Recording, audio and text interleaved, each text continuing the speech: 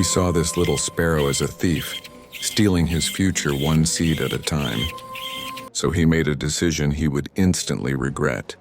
A decision that would ultimately reveal one of life's greatest lessons about kindness and abundance. In a quiet corner of the countryside, nestled between rolling green hills, there lived a hardworking farmer named John. His life was a testament to patience and toil. His days followed the steady, unbroken rhythm of the land rising with the sun, tilling the rich, dark soil, planting seeds with a careful hand, and watching over the fields that had been in his family for generations. This land was his legacy, his pride, and his entire world. On this particular morning, the air was crisp and clean. John moved with a practiced grace, his hand dipping into a leather pouch at his hip and scattering seeds across the rich, welcoming earth. Each toss was a prayer for the future, a hope for a bountiful harvest. The only sound was the whisper of the wind and the crunch of his boots on the soil.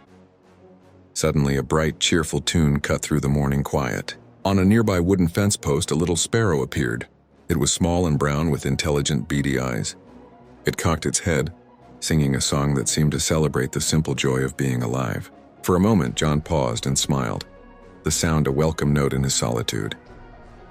But the moment of peace was short-lived. John noticed the sparrow, hopped down from the fence and began diligently following the path he had just sown. With quick, precise pecks, it started eating the seeds he had just planted. John's smile faded. "Shoo now, little friend," he said, his voice gentle but firm, waving a hand in the bird's direction. The sparrow fluttered away, only to return moments later, a few rows over. Day after day, this continued. What began as a small, fleeting annoyance began to grow into a gnawing concern. John started to see not just one bird, but the potential for his entire harvest to be lost. He worried for his livelihood, for all he had worked so hard to build. One evening, staring out at his fields, John felt a knot of anxiety in his stomach. This bird, he thought, his heart heavy, will leave me and my family with nothing. I cannot stand by and watch it happen. I must stop it.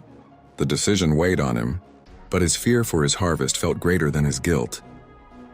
So, with a resolve that felt like a betrayal of the nature he loved, John unraveled a fine, almost invisible net.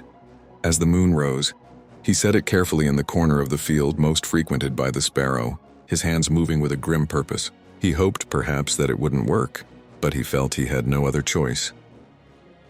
The next morning, John returned to the field with a sense of dread. As he approached the trap, his breath caught in his throat. His heart sank. It wasn't just one bird.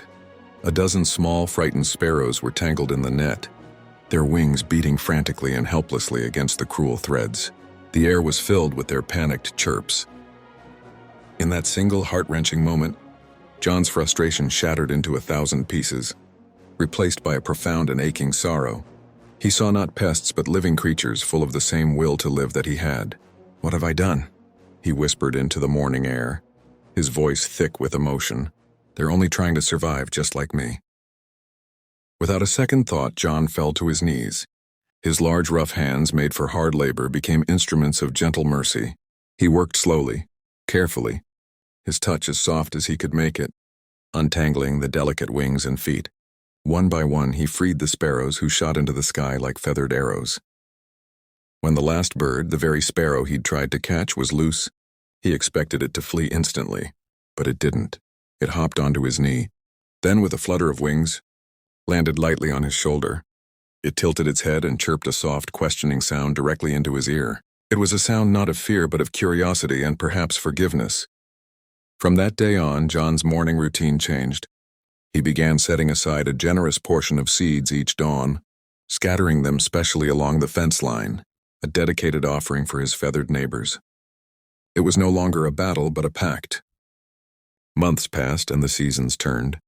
When harvest time finally arrived, John walked through his fields and noticed something remarkable. The crops were taller, the colors more vibrant, the yield more abundant than any he could remember. His field was thriving, healthier than ever before. Then he saw it. The sparrows weren't just eating his offered seeds. They were darting and diving through the dense crops, performing a delicate aerial ballet. They were feasting on the swarms of insects, the aphids, the caterpillars that had once secretly threatened his plants. A slow, deep smile spread across his face as understanding dawned. We're not competing, he realized, his voice full of wonder. We're helping each other. He saw the beautiful, symbiotic relationship he had been blind to before. His kindness had not been a loss, but an investment in a partnership older than his farm. The sparrow chirped nearby as if in firm agreement. John had learned that the world holds more than one kind of harvest. That kindness, given freely without expectation, often returns to us in the most unexpected and wonderful ways. And that true abundance, the kind that fills both the barn and the heart, grows not from what we keep for ourselves, but from what we are willing to share. And so John learned that true wealth isn't measured by what we keep for ourselves, but by what we are willing to share. A simple act of compassion can yield the most unexpected and beautiful harvest of all. If this story touched your heart, then please do this for me. Like the video if you believe in the power of kindness. Share it with someone who needs to hear this message today. Subscribe to the channel for more stories that nourish the soul. Tell me in the comments below, what was the moment in the story that resonated most with you? I read every single one. Thank you for watching. Until next time.